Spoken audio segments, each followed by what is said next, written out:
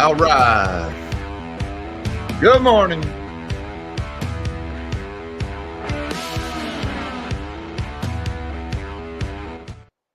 Good morning, all you magnificent melon heads of the world. Today's Thursday, April 4th, 2024.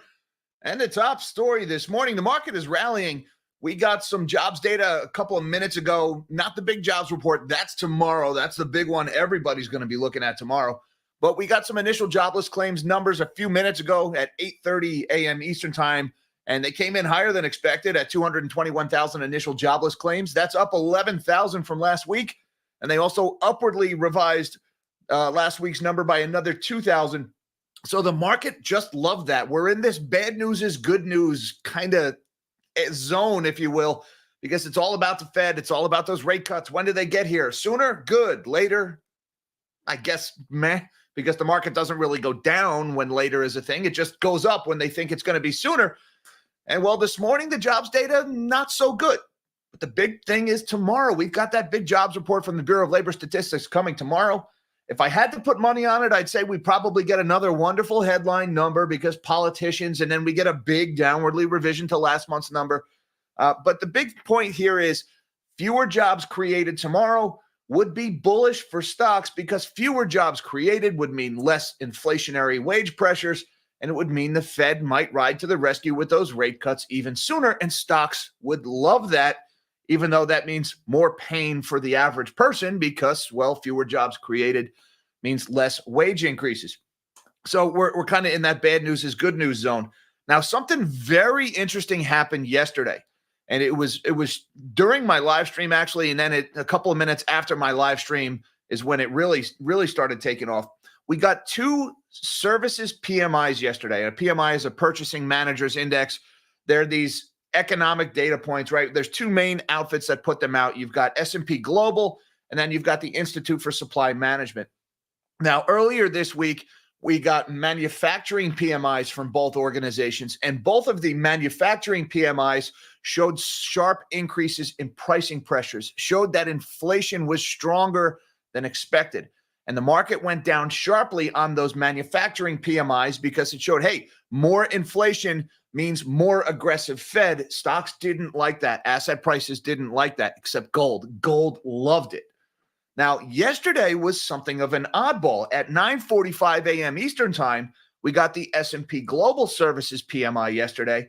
And, well, that was more of what we saw from the manufacturing PMIs, right? It was two halves of the economy. You got manufacturing, which is like stuff, and then you've got services, people doing things for other people. Well, the S&P Global Services PMI yesterday came out with some really damning inflation data, right? There was phrases like, input and output prices increased sharply. Input saw prices grow at a 6-month high. Output saw prices grow at an 8-month high. So it was more of the same, more of that inflation is coming back, showing in the services sector. Now, the market kind of shrugged that off. It had already fallen because of what was happening with the manufacturing PMIs. And keep in mind, guys, services is very important here because the Fed has drawn a lot of attention to services. They've been telling us at their FOMC meetings for several months, what we really want to see is core non-housing services inflation come down, have supply fall more in line with demand, blah, blah, blah, right? But they really want to see that services inflation come down. We've already seen some big drops over the last year in goods inflation, but services has stayed stubbornly high. So we got that S&P data at 9:45. It was showing more price increases. The market just kind of shrugged it off, didn't do anything. Now, 15 minutes later at 10 a.m. yesterday, and you can see these in the charts, at 10 a.m. yesterday, we got the ISM Services PMI from the Institute of Supply Management. Now, that one differed sharply from the S&P Global PMI. That showed price growth in services at the lowest level in 4 years. It shows inflation coming down sharply. Well, it's kind of rare to see S&P Global and ISM so diametrically opposed, right? The two PMIs are not always in perfect agreement. Sometimes they differ a little bit. Sometimes they differ directionally, but only in small amounts. It's very rare to see one showing prices increasing sharply while the other shows prices decreasing sharply because it's effectively the same data point. They're measuring the same things. They use slightly different methodology, but these are private organizations. These aren't government numbers. So we've got total disagreement between S&P Global and ISM in the services PMI. Well, the market latched on to that ISM PMI number that showed the prices coming down. You can see it in the charts, and the market rallied like crazy on that ISM services PMI data at 10 a.m. yesterday, and it just rallied several hundred points, and it's still rallying this morning. Now, again, this morning, we got that sharper than expected increase in initial jobless claims, and so the market is continuing to rally again here on that news.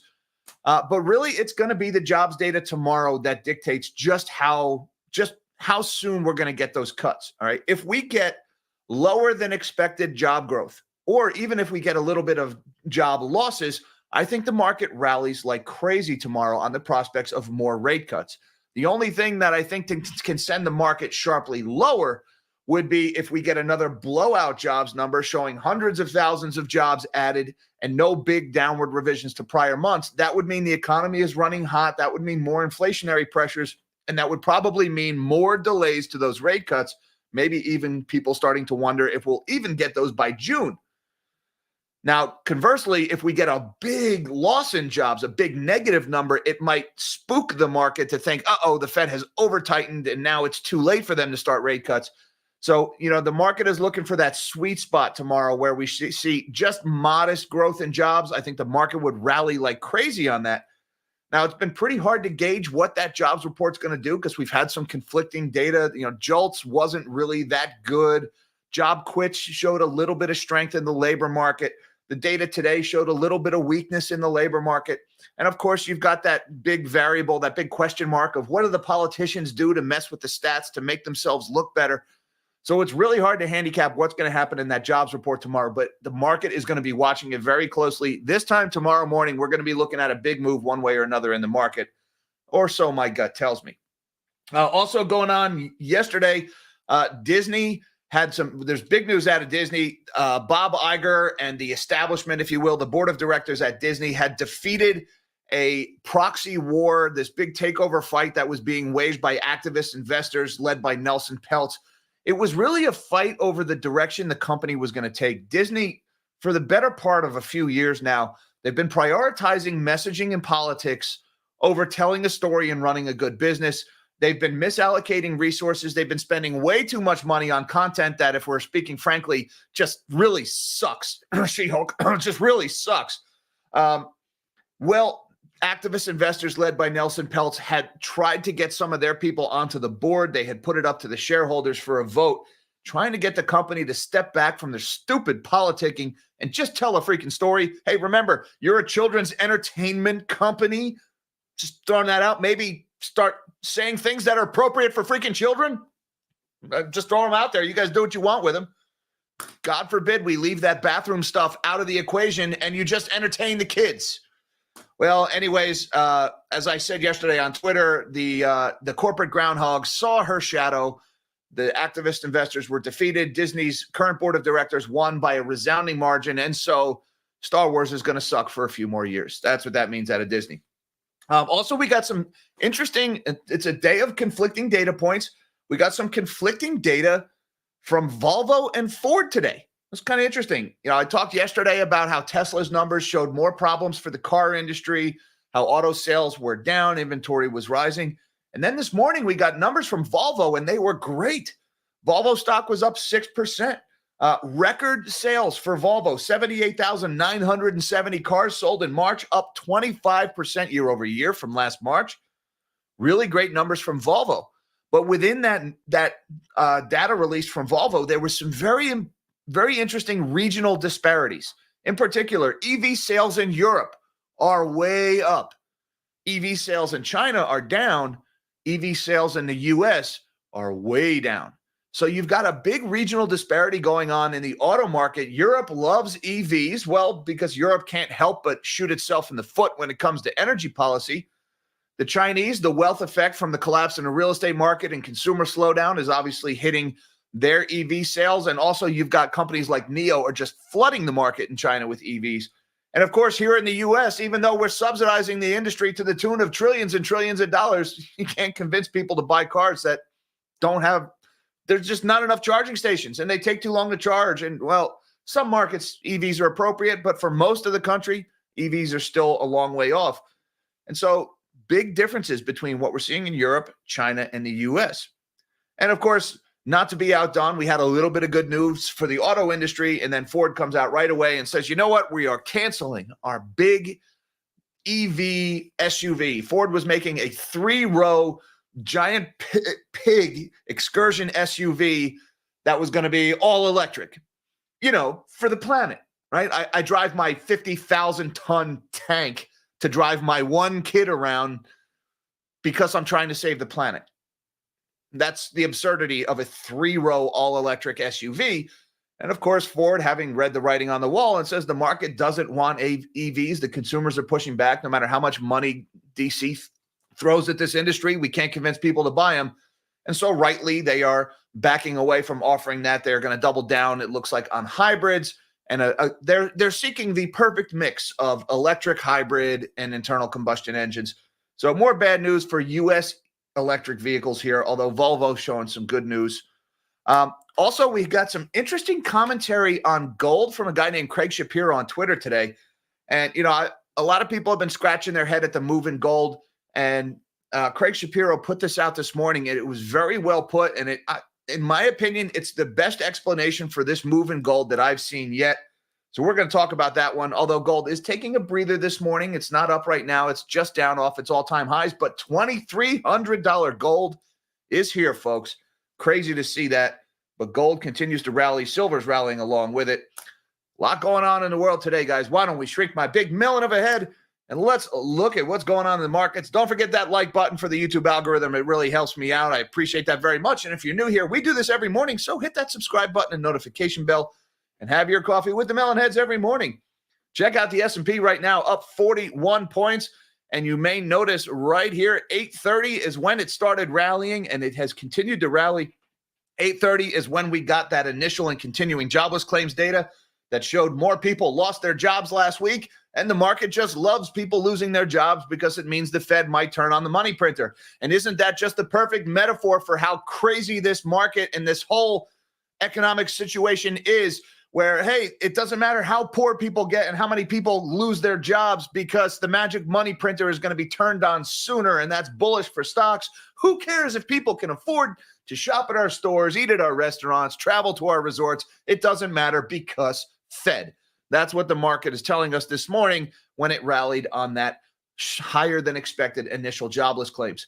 We got the same thing from the Dow, currently up 253 points or 0.65% higher. Again, that rally started at 8:30 a.m. Eastern time. And the NASDAQ doing the same thing, up a full percent, 184 points in the black for the NASDAQ this morning. So stocks are higher across the board. We've got a weaker dollar. Once again, at 8:30, we saw the dollar start to weaken, currently at 104.00. We'll see if we get some support here at this level. Again, a weaker dollar, that is because the market looked at that jobless data and said the Fed might cut sooner. Fed cutting sooner means weaker dollar.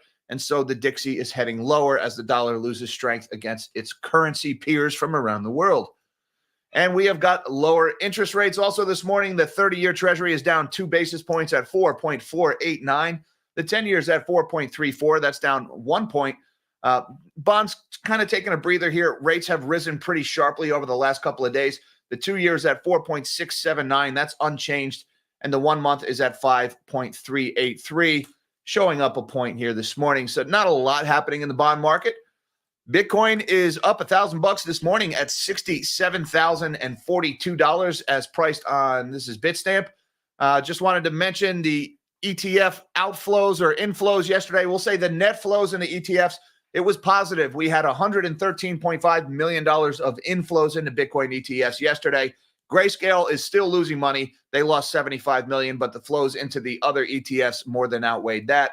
So that's possible explanation for why Bitcoin is up a little bit this morning. Let's look at commodities. It looks like the commodities board is taking a little bit of a breather this morning. Gold is at $2,307. That's for June gold futures. Down about $8 this morning, or a third of 1%. That's after rallying like crazy this week. Gold hit an intraday high of $2,323. It's good to see the shiny rallying. Silver's also down this morning. May silver futures at $27.02. That's down about 4 cents or 0.14%. Not too bad, though, for a pullback. You could do a lot worse here. It's good to see silver back over 27. Guys, are we going to be back to that $28 to $30 range soon? Are we going to remember that silver squeeze? Remember all the back and forth and the price smashes between $28 and $30 that we saw in early 2021? Is that coming back? Those were exciting, depressing, hairline receding times for precious metal investors. And it looks like they may be coming back here, but all things considered, gold and silver holding up pretty well this morning, especially in the face of that rally that it has had in the last few days. Platinum is up 1/3%. Palladium is up 1.7%. Crude oil also taking a breather this morning at $85.31 for May WTI futures. That's down about 12 cents or 0.14% lower. Now, let's talk about this one. This is Craig Shapiro on Twitter. Craig is, let me read his bio here. He's the macro advisor from Bottoms Up Industry Company Fundamental Analysis with top-down macro framework. He's at threecircleinvestments.substack.com. And I read this one this morning. Samantha LeDuc retweeted it, and I thought this was really well put. So I'm going to read the whole thing to you because I think this is a pretty good commentary here. The Fed continues to say that monetary policy is restrictive and financial conditions remain tight, despite the fact that the economy grows above trend or grows about trend, that the labor market is very, very strong, in air quotes, and inflation is running higher than target. Even though countless financial condition indexes that the Fed has told us they watch, their own FCI indicator, the Chicago Fed National FCI Index, the Goldman FCI Index, all showing conditions are looser now than they were before the tightening cycle began in 2022. Still, the Fed says policy is restrictive. They say these indices are too driven by Mag 7 stocks to be useful at this point, which is another lie by them, but whatever. Nevertheless, if the Fed were to look at one indicator to show that their policy isn't restrictive enough to bring inflation back down to 2%, they should be looking at the price of gold, which continues to set record highs every day. Gold is calling BS on the Fed's idea that policy is restrictive. Gold is calling BS on the Fed's desire to bring inflation back to 2%. Gold is calling BS on the government's ability to rein in deficit spending anytime soon. Gold is a call option on government and monetary policy dysfunction. We are there. And man, do I love that last sentence. Besides the fact that gold is calling BS, that I find to be incredibly accurate. But this last line is excellent here. Gold is a call option on government and monetary policy dysfunction, and we are there. That is just very well said by Craig Shapiro. And I saw that one, and I said, you know what? I'm going to read that whole thing verbatim on the live stream because that's a pretty good explanation of why gold is rallying, because there's a lot of technical and, stronger dollar. Gold doesn't like that. Higher interest rates, gold doesn't like that. Gold has rallied in the face of a stronger dollar and higher interest rates over the last 3 months. So while some of these historical correlations break down, gold is calling BS, and it's a call option on government and monetary policy dysfunction. Yeah, that is a pretty good explanation for what we're seeing here. Now let's get on to this one, the S&P Global Services PMI. This one came out yesterday, and I found this to be so interesting, how the market could just ignore one data point that it doesn't like and then just run like the blazes with another data point that it does like. Absolute confirmation bias from investors yesterday. And let me just read this. This came out at 9:45 a.m. yesterday. That's Eastern time, right? The S&P Global Services PMI. And I want to zoom in on these comments about inflation here. Both input costs and output prices increased sharply in March, often as a result of rising wages. In fact, the respective rates of inflation quickened to 6 and 8 month highs to rise further above pre-pandemic averages. Right? So they're saying, hey, a lot of inflationary pressure being driven by wages. This is like kryptonite to the Fed, right? They don't want to see wage spiral inflation. They don't tell us that, but that's what they're terrified of is prices rising because of higher wages and then those costs being passed on to consumers, resulting in higher CPI. So that's what we got from S&P Global. And it goes on to get worse here. Let's see. The sustained upturn is being accompanied by renewed upward price pressures. However, with wage growth in particular driving costs higher, rising raw material and fuel prices are also adding to cost burdens, which in turn is driving average selling prices for goods and services higher at a rate not seen since July of last year. Both manufacturers and services, providers alike, are seeing intensifying cost and selling price inflation rates, which is likely to feed through to higher consumer price inflation in the near term. I mean, that is some pretty damning language from S&P Global here about what we're seeing in the pricing pressure in services. Now, keep in mind, service inflation, that is the real hot button data point that the Fed is watching very closely. That's the one that is the most important. And S&P Global is saying it's terrible right now. It's getting worse. Now, that was at 9:45 a.m. 15 minutes later, we got the ISM PMI, the ISM Services PMI, and well, that said the opposite. ISM Services price subindex in the United States decreased to 53.4 points in March. Now, anything above 50 is expansion, so that's showing prices are still rising. However, that is the lowest increase in 4 years and down from 58.6 points in February of 2024. So we've had a huge decrease in the ISM non-manufacturing or the ISM services pricing inflation. And you can see this in this chart that goes all the way back to 2020. Right here, look at this big run up in services inflation. It got as high as 84.5 in December of 2021. Then it came down all year last year.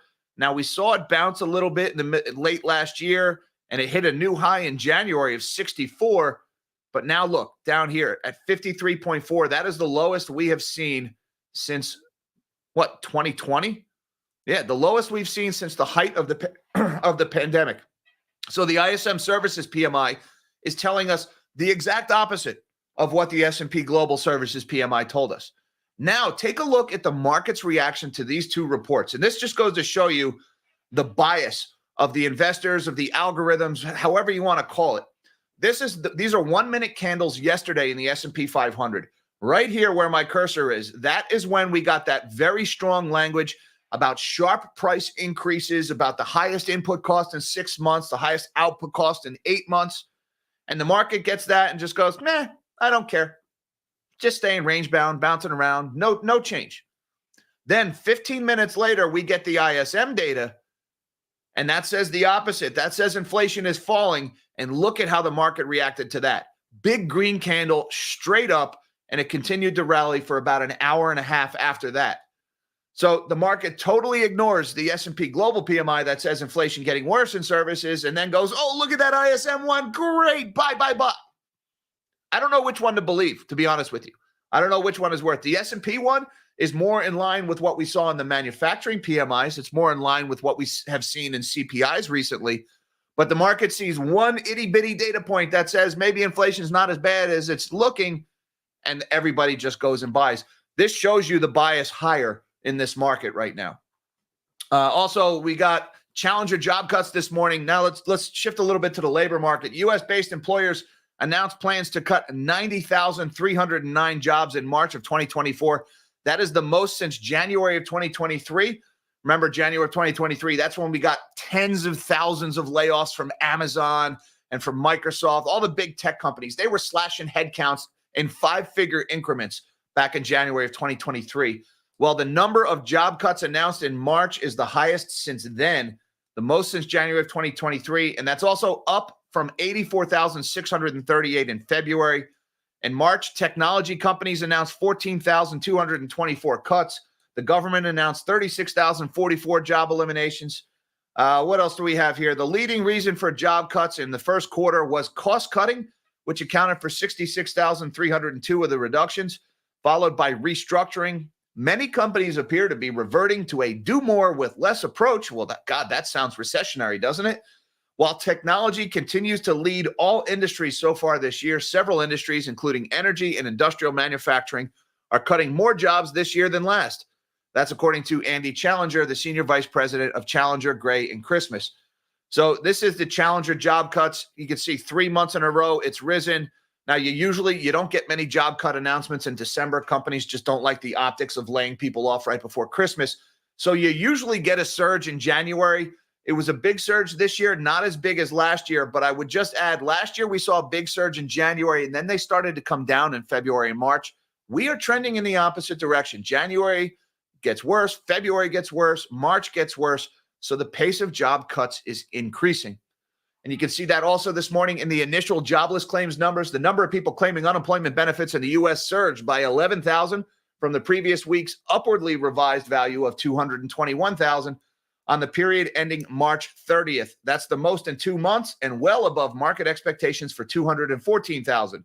The results suggested a departure from an extended period of low initial claim counts and contrasted against other strong labor reports released this week, suggesting that tightness in the U.S. labor market may be absorbing the delayed impact of elevated interest rates.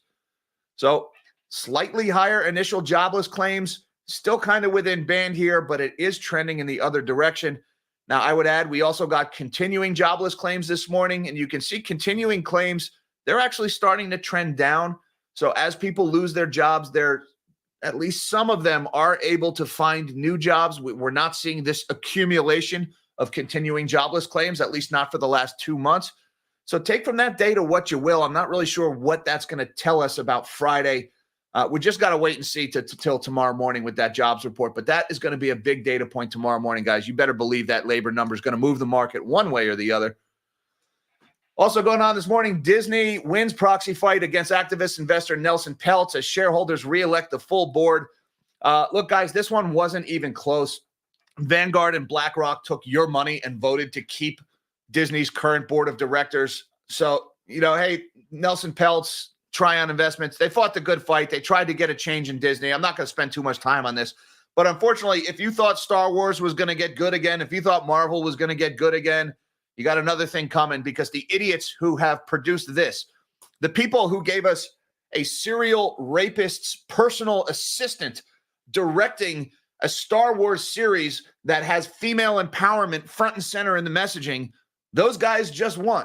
So, by the way, that's a true story. Harvey Weinstein's former personal assistant is the director of the Star Wars series, The Acolyte, which is all about diversity and empowerment and everything else. It's great.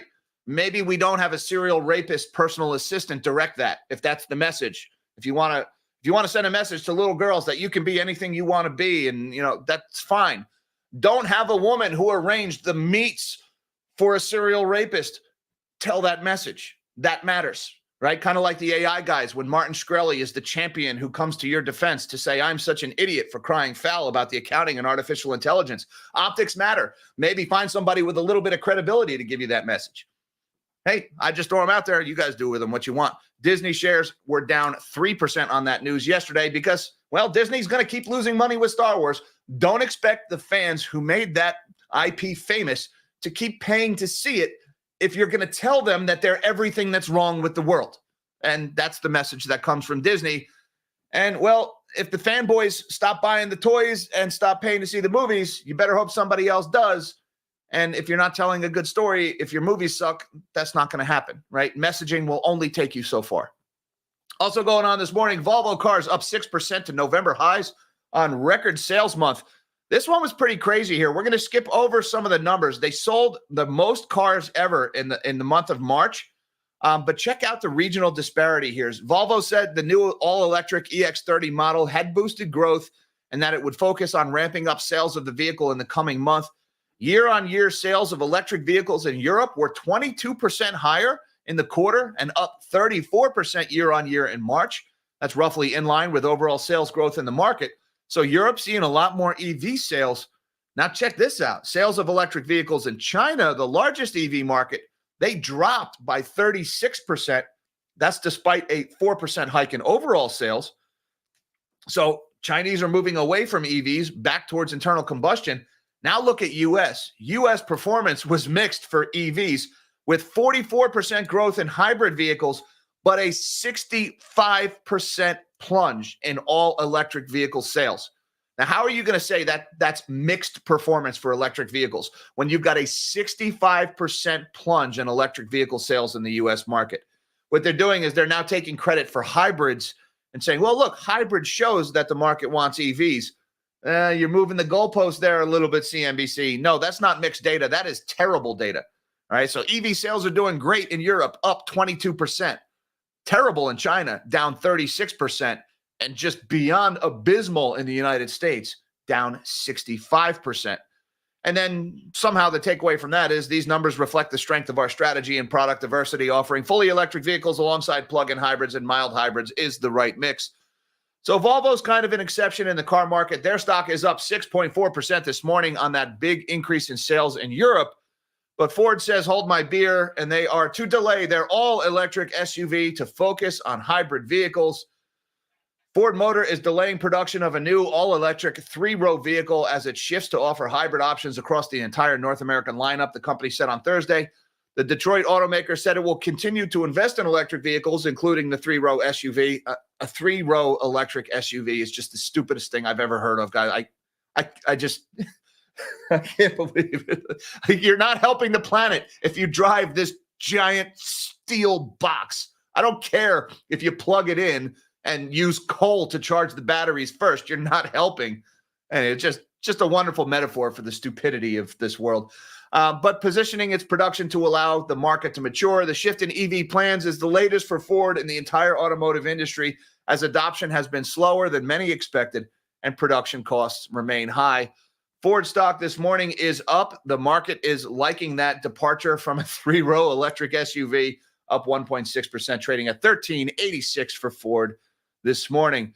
And I just want to say thank you very much to Joey Sox, who says, enjoyed your interview with Mario Monaco.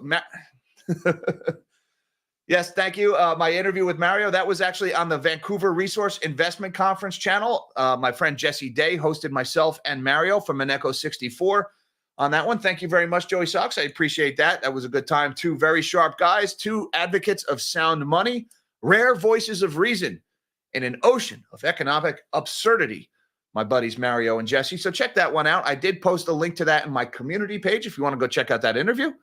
And thanks again to Joey. I appreciate that. And thank you, Steve Woitis, who says in the coming months, WTI north of 85 has to drive inflation. I agree. With election looming, this is undesirable for current admin. It's a pickle. Steve, I agree with you there, and I think that probably has a lot to do with that decision yesterday not to go ahead with that purchase for the Strategic Petroleum Reserve. They canceled a buy of 3 million barrels for the SPR to put a little bit of downward pressure on oil prices. It didn't really work. Oil's still $85 a barrel, and I think they probably pissed off OPEC when they did that.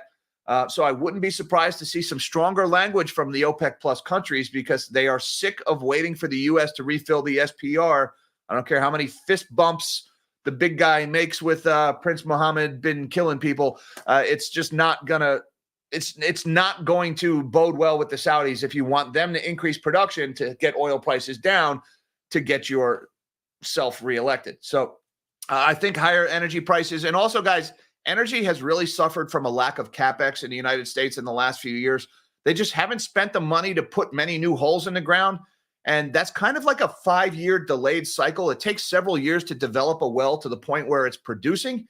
And so if 5 or 6 years ago when oil prices were low, or remember 4 years ago when they were sharply negative, if there wasn't any money invested in poking new holes in the ground, it's going to take about 4 or 5 years for that to show up in your domestic oil production. And that's coming around here. That fifth birthday of negative oil prices, it's about a year away still. But I do think we are looking at higher energy prices despite a global economic downturn. Well, that sounds awful stagflationary, doesn't it? Keep an eye on oil prices here, but I agree with you, Steve. Politics is definitely playing a role. Thank you very much for the super chat, the support of the channel. And thank you to the Inflation Situation, who is just being a swell guy and says great work. Well, thank you, TIS. I appreciate that very much. This one is for you, sir. I appreciate the kind words. And thank you, everybody, for having your coffee with the Melonheads this morning. I appreciate that very much. Don't forget that thumbs up on the way out. And thank you to all my channel members and magnanimous Melonheads for supporting the channel on Patreon and YouTube members. Links down below to all that good stuff, should you guys feel so inclined. Watch those jobs numbers tomorrow, guys. It's going to make a mess one way or another. Hi, Mom. Hi, Dad. I love you guys. Until next time, live small and dream big.